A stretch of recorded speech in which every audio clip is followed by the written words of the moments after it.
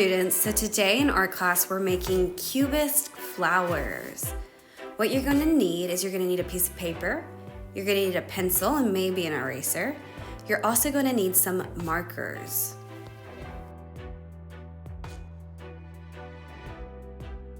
To start, we're drawing cracks, so think like a broken mirror. Draw sharp lines on your paper.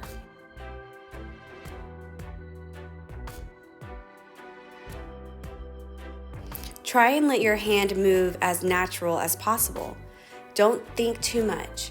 Lean into your intuition about where you think the line should be and let it be fun and let it surprise you.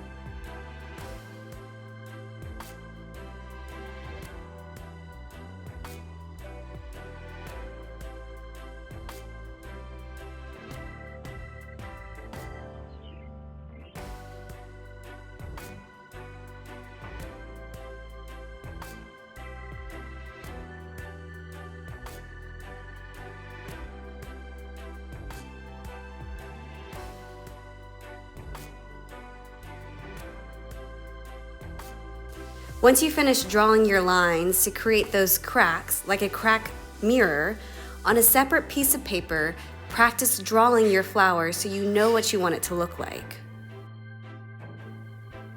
When you know what your flower wants to look like, we're going to use our cracks as a way to distort the flower across each line.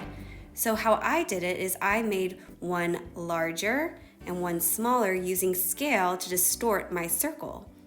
I'm breaking my shape down, so I know my sunflower needs to start with a circle. But as I draw the circle across each line, I'm making the circle look a little different because it's becoming distorted like a cracked mirror across each line. You can also use color, space, scale, anything to create this distortion, this view from a different perspective. So I started with one small circle, distorting it across each line.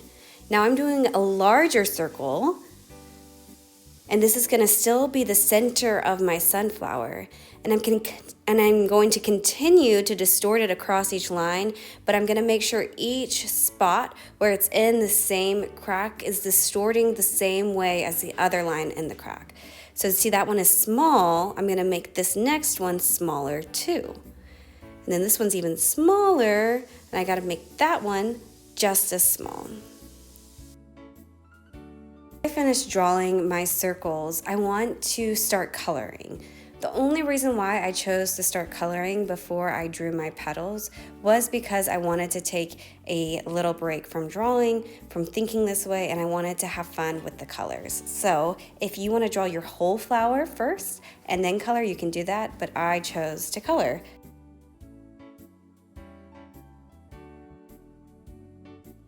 As I'm coloring, I'm thinking about the texture as I color. I'm dotting my dots to give it a fuzzy texture, a seed-like texture in the middle of that flower. So that's why I'm dotting with dark colors here, because I want the center of that flower to be the darkest part.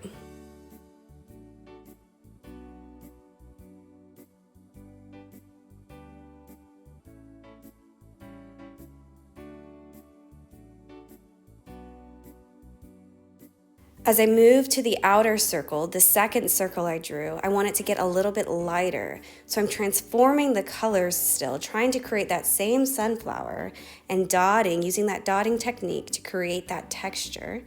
And then when I go to the places that are a little larger, I'm going to make my dots a little larger so it looks even more magnified, like it would look in a mirror.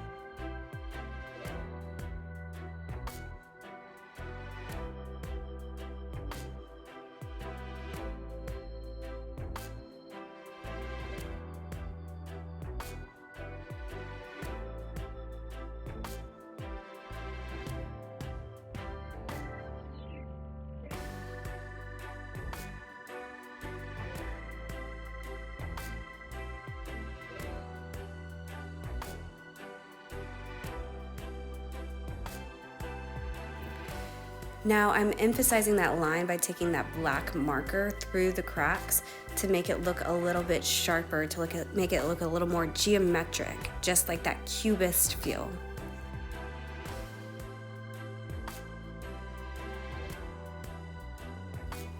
Back to the pencil. I'm now drawing my petals. So I'm looking really closely at what the petals of a sunflower look like. And across each plane, I'm distorting it the same way. So I know this one right here is a little bit magnified. It's a little bit bigger. It's actually probably average out of all three. It's like that middle one. So I'm drawing my petals here. But when I go to the next one over, I'm gonna draw it a little bit further out just to match the center of the flower.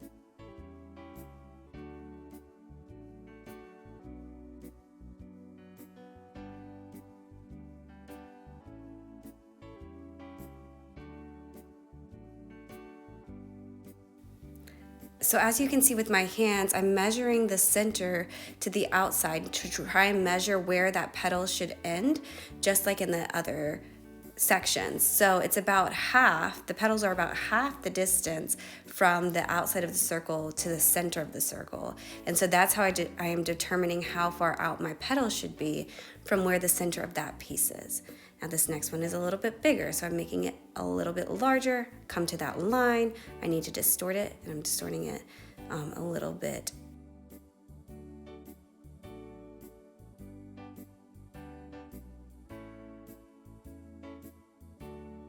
So watch that again. I come up to the line, and I know it needs to be bigger here, so I take the line a little bit further out, and this next one's gonna be smaller. So that's how I'm distorting it across planes to make those cracks, those lines, emphasize the cubist shape of this flower.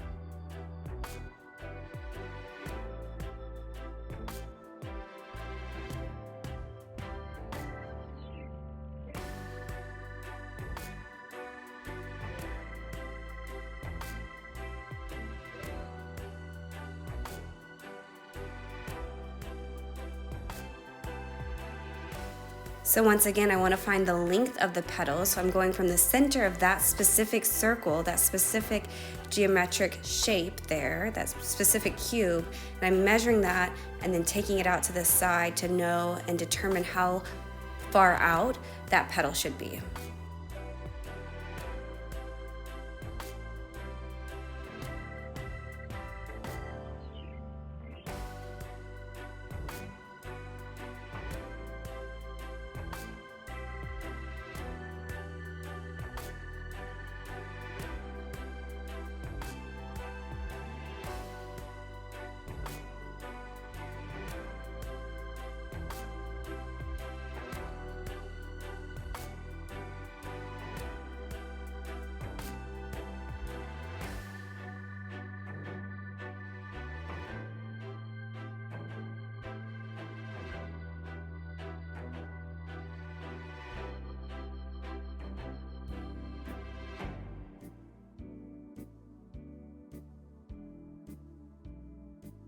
For my favorite part, coloring. So I have a lot of these pretty browns from another art project I did. So I'm using and mixing these markers to create some really pretty leafed flowers, some really organic looking colors. So you can use many different colors. You could switch the color across each plane, like you're putting a film over top of the flower, looking from a different perspective. So we're using these Cubist techniques to look at this picture from different perspectives. So maybe you use color to do that. So maybe one of your petals could be, one of the cubes of your petals could be green, and then the next one could be red, like you're putting different films over top. I chose just to do mine with shape and size, but there's so many options you can do. Remember that you are the artist. You get to make the choices. This is your artwork. Take ownership of it. You don't have to do it exactly like me. In fact, you need to do it exactly how you would do it.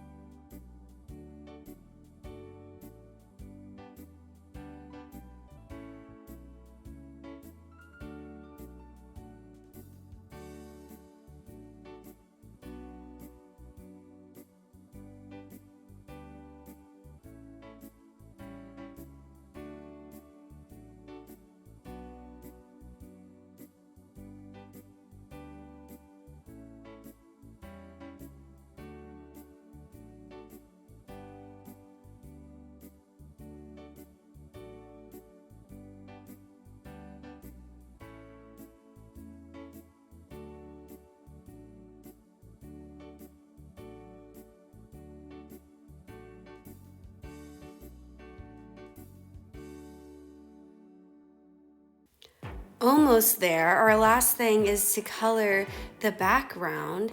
And for the background, because there's so many warm colors here in the center, I chose to use all cool colors in my background to make these warm colors pop a little bit more.